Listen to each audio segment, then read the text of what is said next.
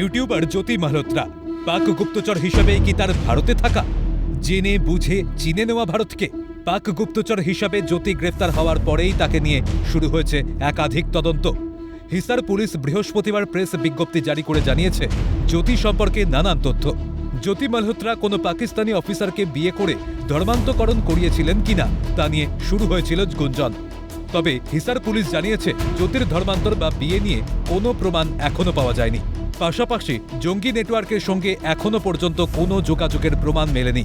Police জ্যোতির phone, laptop, bank account এবং digital তথ্য খতিয়ে দেখেছে। জ্যোতির হোয়াটসঅ্যাপ চ্যাট সম্পর্কে পুলিশের পক্ষ থেকে এখনো কোনো মন্তব্য করা হয়নি। পুলিশ জানিয়েছে চ্যাট হিস্ট্রি নিয়ে জারি তদন্ত। এছাড়াও গভীর বিশ্লেষণ চলছে জ্যোতির ব্যাংক অ্যাকাউন্টগুলি নিয়ে, তাই টাকা লেনদেনের বিষয়েও কোনো মন্তব্য করেনি পুলিশ। এছাড়াও বৃহস্পতিবার শেষ হয় জ্যোতির পুলিশি হেফাজতের মেয়াদ। যদিও তাকে আদালতে তোলা হলে জ্যোতির পুলিশি হেফাজতের মেয়াদ আরও 4 দিন বাড়িয়ে করা হয়েছে 26শে মে পর্যন্ত।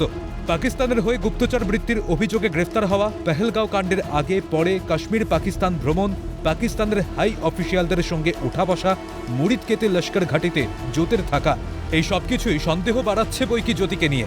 ট্রাভেল ব্লগিংয়ের আড়ালে কি গুপ্তচর বৃত্তি করছিল জ্যোতি? কি ছিল তার আসল উদ্দেশ্য?